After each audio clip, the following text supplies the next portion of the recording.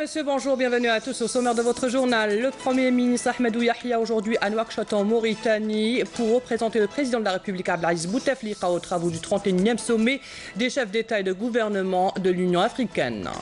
Le général de corps d'armée Ahmed Gaïd Salah en visite aujourd'hui et demain à l'Académie militaire de Cherchel, le défunt Houari Boumedienne. On vous emmènera dans cette édition à Béjaïa vous faire découvrir la nouvelle gare maritime.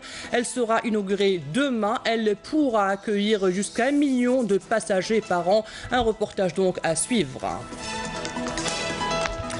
Tout d'abord, le président de la République Abdelaziz Bouteflika a adressé un message de félicitations à son homologue congolais Joseph Kabila Kabange à l'occasion de la fête nationale de son pays, dans lequel il lui a exprimé sa disponibilité à approfondir les relations bilatérales entre les deux pays.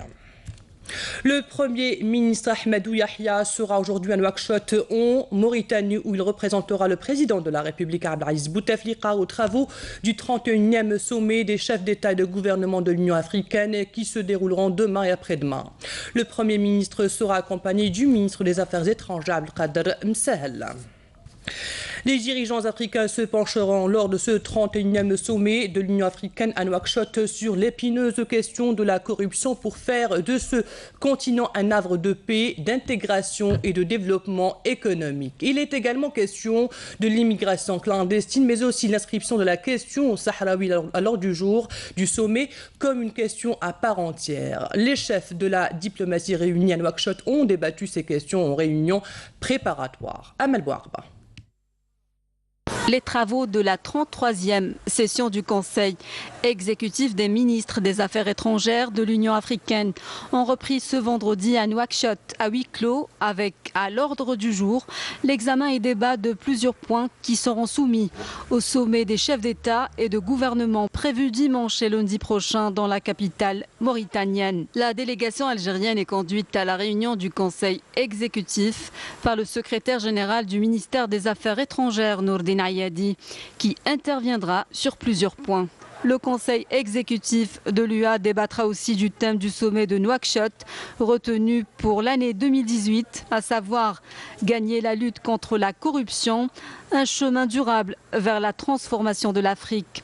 Pour rappel, au premier jour des travaux de la réunion du Conseil, Nourdine Ayadi avait réaffirmé au sujet de la situation humanitaire en Afrique, l'adhésion de l'Algérie à s'engager collectivement dans une démarche synergique pour prendre en charge les causes profondes qui sont à l'origine des flux de migration que connaît le continent africain.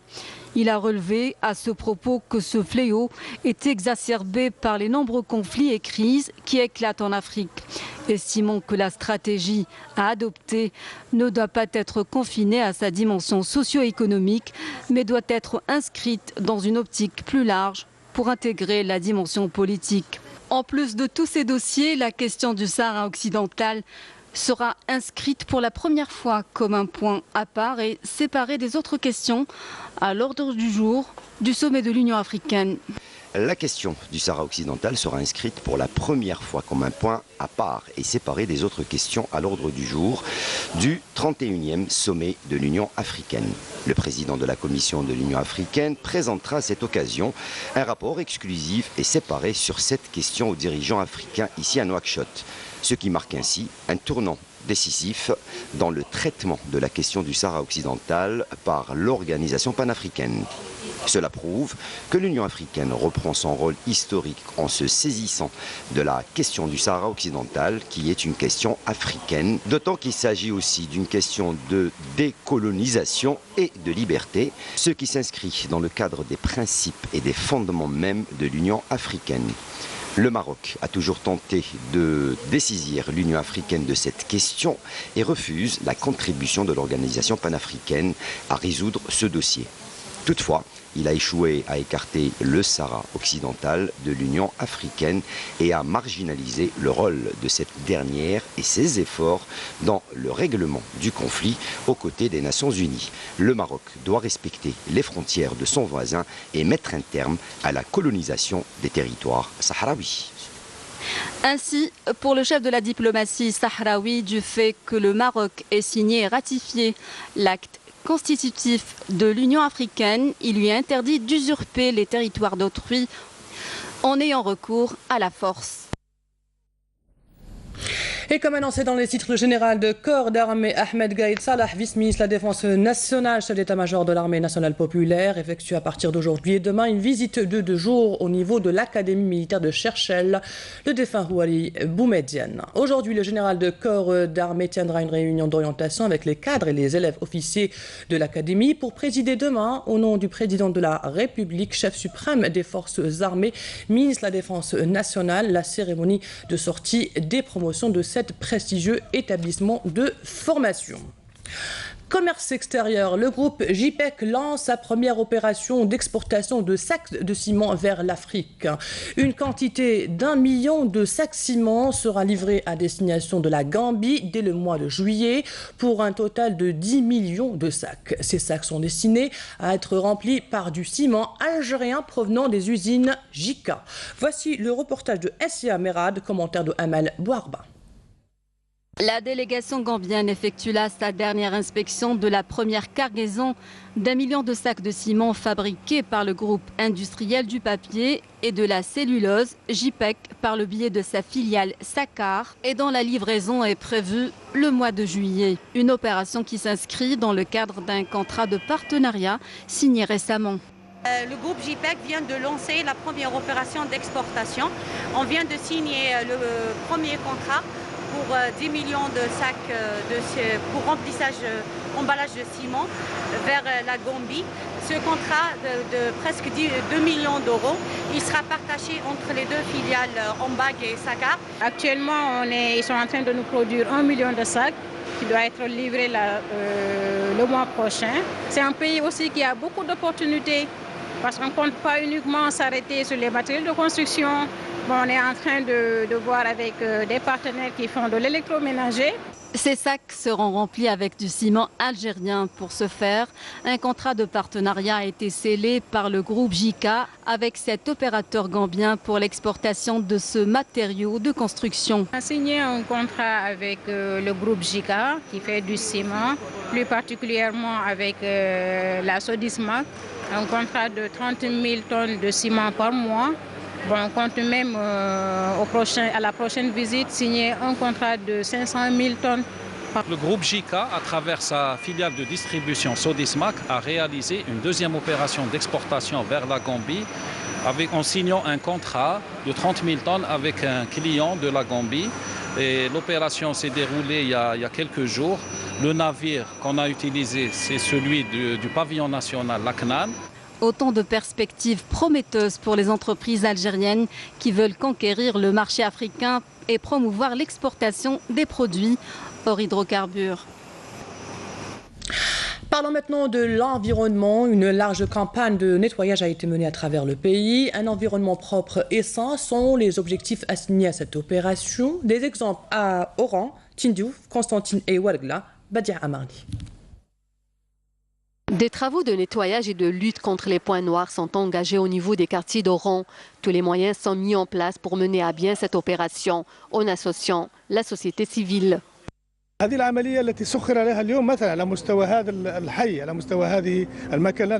cet endroit, 600 agents en plus de 45 engins et 100 camions sont mobilisés.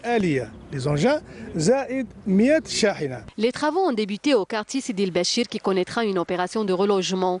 Aussi, les différents accès à cette nouvelle cité sont en plein assainissement. Nous avons lancé cette opération vendredi et samedi. Impossible de tout achever.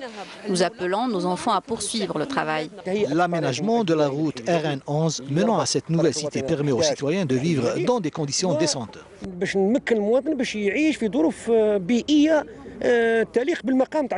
À Ouargla également, une opération similaire a été menée. Elle touche routes, quartiers, cités et placettes pour un environnement sain.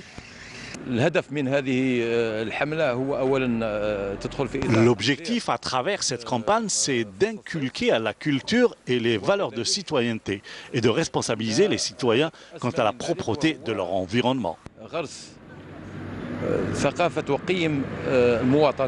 Nous remercions les jeunes du quartier Rebouze d'avoir participé.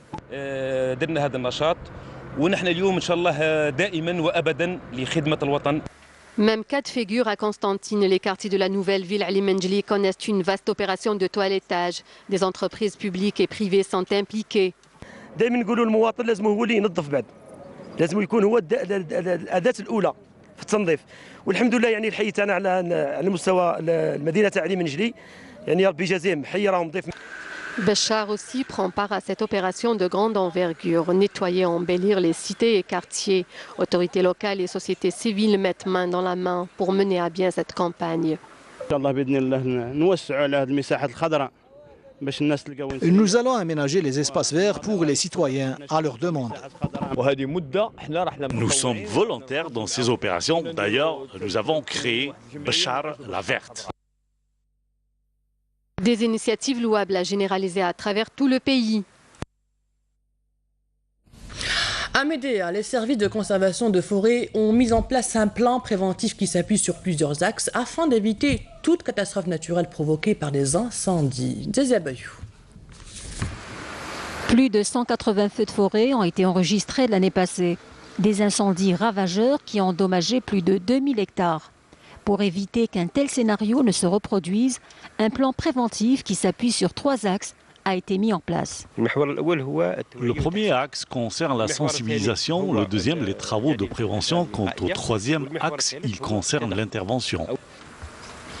Les services de conservation des forêts de la wilaya de Médéa couvrent 14 communes forestières. Les tours de contrôle implantés dans chacune des communes coordonnent leur travail avec une vingtaine d'équipes ambulantes prêtes à intervenir en cas d'incendie.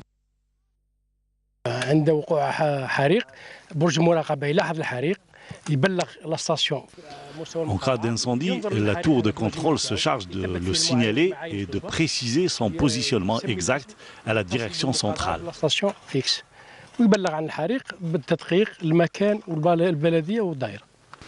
Les feux de forêt, un danger évitable aussi bien par le courage des équipes spécialisées, mais aussi et surtout par le civisme et la conscience de tous les citoyens.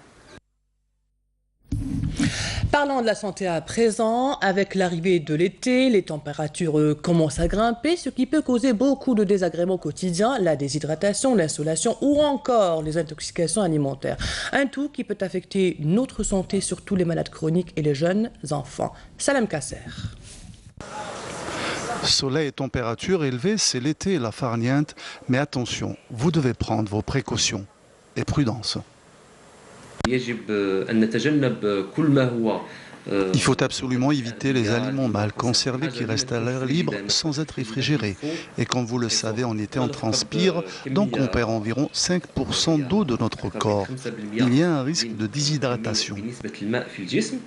Donc, il sera ce qu'on appelle la déshydratation. En ces périodes de chaleur, il faut avoir une bouteille d'eau sur soi, mais on préfère boire des jus. Oui, ça déshydrate beaucoup, je le sais, parce qu'ils mettent des sortes de produits dedans justement pour nous faire consommer de plus en plus. Donc ça crée un cercle vicieux et puis on l'oublie. Alors que normalement, يشربوا الماء tout le temps. Donc normalement c'est 1,5 litre par jour. S'exposer au soleil et passer de bons moments à l'extérieur est certes très agréable, mais il ne faut surtout pas oublier de s'hydrater et de protéger les enfants en cas de canicule. Donc il ne faut pas oublier la crème solaire. Les enfants, quand ils sont à la plage, il faut leur donner à boire et ne pas les exposer au soleil à midi. Pour les diabétiques, ils doivent équilibrer leur glycémie. Avec l'âge, ils ressentent moins la soif. Donc, hydratez-vous toute la journée à raison de 8 verres d'eau quotidiennement pour éviter les risques de déshydratation. La nouvelle gare maritime de Béjaïa sera inaugurée demain, dotée de toutes les commodités nécessaires pour une meilleure prise en charge des passagers. Cette infrastructure réalisée par l'entreprise portuaire de Béjaïa permettra d'accueillir 1 million de passagers par an et le traitement de 300 véhicules par heure. Voici le reportage de Badia à Marny. La gare maritime de Béjaïa est un véritable bijou au plan architectural. Cette nouvelle infrastructure portuaire permettra un meilleur accueil des voyageurs, entre autres les Algériens résidant à l'étranger, notamment en cette saison estivale 2018. La réalisation de la gare maritime, donc, il est bien évident que nous avons fait un projet donc, global, je dirais. Et nous avons en fait réalisé un poste taquet spécialement dédié aux navires à passagers. auquel on pourra admettre facilement des navires de plus de 200 mètres de longueur. Et puis sur une surface de 2 hectares, c'est ce qui va nous permettre en fait le traitement des véhicules et les passagers en toute aisance, je dirais. Il y a effectivement une deuxième rampe que nous sommes en train de réaliser. Elle sera achevée pour cette année, en fin d'année. Donc c'est ce qui va nous permettre en fait de traiter 2 navires à passagers au même moment. Je tiens à souligner aussi que cet investissement en fait a été pris en charge par l'entreprise portuaire de Béjaïa à 100%. Cette infrastructure d'envergure répondant aux normes internationales est dotée de tous les moyens nécessaires pour faciliter le traitement des navires à leur arrivée comme à leur départ. Le rez-de-chaussée, il sera dédié donc au débarquement, à l'embarquement, et le premier étage pour le débarquement véhicule. Ces zones de plus de 6000 m² chaque étage sont dotées de plusieurs guichets pour traiter le passager, va être très rapide. C'est en théorie, donc si on fait un calcul pour les 10 box, 2 minutes, le passager peut être pris en charge. Donc ça nous fera une moyenne de traitement de véhicules de 300 véhicules heure. Une belle acquisition pour cette wilaya côtière qui peut s'en enorgueillir. C'est une gare qui va améliorer considérablement le transit des passagers et des véhicules au niveau du port. Notamment pendant la saison estivale. Elle peut accueillir jusqu'à 1 million de passagers par an et 100 000 véhicules. Donc c'est une belle réalisation. Lancée en 2013, cette gare maritime permettra d'ouvrir de nouvelles lignes vers et à partir du port de Béjaïa. À Illizi, le secteur de la formation professionnelle connaît une grande évolution. En plus de nouvelles spécialités, la wilaya compte de nouveaux centres de formation comprenant des structures d'hébergement et de restauration. Bouchra Bouali. Avec plus de 1300 places pédagogiques et une large cartographie des spécialités adaptées à sa région, le secteur de la formation professionnelle à Illizi a effectué un véritable bond qualitatif. D'importants investissements ont d'ailleurs été réalisés en matière de structures d'accueil. En 1999, nous avions 3 centres de formation pouvant accueillir seulement 300 stagiaires. Aujourd'hui, nous en avons 6 plus un institut national. C'est-à-dire que toutes les communes de la wilaya disposent d'un centre de formation avec une capacité d'accueil de 1365 stagiaires. Le secteur a également bénéficié de structures d'hébergement. Nous avons désormais 6 internats et 6 cantines, sans compter le fait que nous avons renouvelé les équipements techniques et pédagogiques.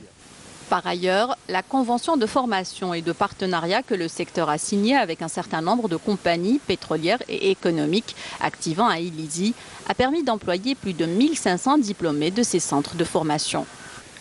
Grâce à la convention signée avec Sonelgaz, j'ai eu un contrat de travail après 2 ans de formation. À la fin de notre formation, nous avons signé un contrat de travail et ça se passe bien. Au cours de ces 5 dernières années, nous avons permis à plus de 850 diplômés de la formation professionnelle d'intégrer l'administration publique et plus de 350 dans le secteur économique. En outre, de nouvelles spécialités ont été créées pour répondre aux besoins des femmes de la région, notamment des zones reculées. Dans un communiqué, le ministère de la Défense nationale a indiqué que dans le cadre de la lutte contre la contrebande et le crime organisé, les détachements de l'armée nationale populaire en coordination avec les éléments de la gendarmerie nationale ont arrêté hier à Indef, la première région militaire, Maskarat Tlemcen, deuxième région militaire et Insalah, sixième région militaire, 4 narcotrafiquants et ont saisi 18,9 kg de kiff traités. Tandis qu'un autre détachement de l'armée nationale populaire a appréhendé à El Oued, 4e région militaire, plus de 11 000 unités de différentes boissons destinées à la contrebande, alors que 4 orpailleurs ont été arrêtés à Tamanrasset, 6e région militaire, et 4 marteaux-piqueurs et une motocyclette y ont été saisis. Par ailleurs, des gardes-côtes ont intercepté à Djidjal et Annaba, 5e région militaire, 3 plongeurs et ont saisi un lot de matériel et d'équipements de pêche illicite, dont une embarcation, 14 bouteilles d'oxygène et des tenues de plongée sous-marine, tandis que 21 immigrants clandestins de différentes nationalités ont été appréhendés à Inmenas et Lagouat, 4e région militaire, et fin du communiqué du MDN. Place au sport et allons de suite en Espagne, à Tarragone, où se tiennent les Jeux méditerranéens 2018. Aujourd'hui, c'est la 9e journée. Nous retrouvons de suite notre envoyé spécial à Tarragone, Mortar Hamani. Mortar, bonjour. Quel est le programme d'aujourd'hui? Bonjour Fla Abraz. Eh bien, le programme d'aujourd'hui, on va tout de suite commencer par une petite déception, quoique qu'on s'attendait à un niveau très relevé, notamment au taekwondo, avec l'entrée en lice aujourd'hui de Linda Hasdin, qui a assuré déjà au 8e de finale une belle victoire face à une Grecque, 31 points à 19, avant de croiser le fer avec une Turque, Corias turque, face à laquelle elle s'est inclinée en quart de finale. Donc on rate la chance de médaille.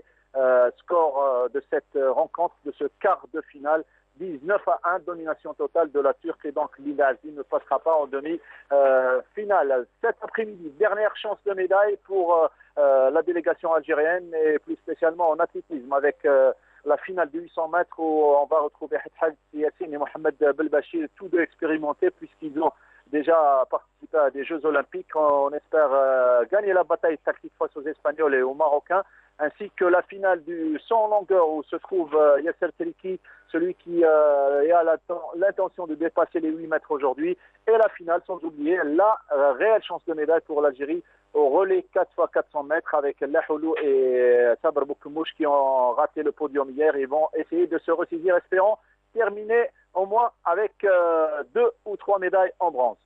On l'espère. Merci à vous, Mortar Hamani, pour toutes ces informations. Et restons à Tarragone et ce retour sur la journée d'hier avec les résultats inscrits par notre sélection. Encore une fois, Mortar Hamani. Un ouf de soulagement pour la délégation algérienne, et ce après 2 journées de disette où il n'y a pas eu de médaille. La journée de vendredi a été en bronze pour la boxe et le judo. Les judokas ont été les premiers à arracher le bronze grâce à Asla Sonia qui bat Paris pour l'Espagnol Alvarez Folguera. Yes Bouyakoub, dans la catégorie des moins de 100 kg, usera de son expérience pour placer un Ouazzari qui lui donne la victoire face au Tunisien Anis Ben Khalid. قدرنا باش نحصلوا على مرتبه ثالثه عن طريق الياس بويعقوب في الوزن اقل من 100 كيلوغرام، وباش يكون في علمكم المصارع دخل كان مصاب عنده مده ما تمرنش، ودخل مصاب من اجل الجزائر، من اجل رياضه الجودو. Même résultat en boxe avec Reda Benbaziz qui s'est heurté à la fois à l'adversité et surtout à un arbitrage vicieux qui le pénalise en donnant la victoire au Turc Hakan Dogan 4 points à 1. Mohamed Houmri, auteur jusque-là d'un bon parcours, a eu la malchance de recevoir un coup à l'arcade gauche. Le médecin de la compétition met un terme au combat, un combat qui revient au Turc Bayran Malkan. Et en athlétisme, le médaillé d'argent de Mersin Abdelmalek Lahoulou termine 4e du 400 et en 49 secondes et 45 centièmes. L'enfant de Djidjel met ça sur le compte d'une préparation perturbée. Malheureusement, j'ai préparé tout seul, avec mes propres moyens. Exactement, c'est ça. J'étais 3 mois, j'étais aux États-Unis, en France, avec mes propres moyens, tout seul. Là, voilà, ces résultats. Il faut un peu de moyens, il faut toujours les moyens pour les autres athlètes. Il y a aussi plusieurs athlètes comme Triki. Il était aussi aux États-Unis avec son propre moyen. C'est honteux. Et c'est la fin de cette édition préparée par la rédaction de Canal Algérie. Merci à vous de l'avoir suivi. Dans quelques instants, les prévisions météo de Farid Chir. L'information continue sur notre site entv.dz, sur YouTube Canal Algérie ou sur notre page Facebook. Bonne semaine. Au revoir.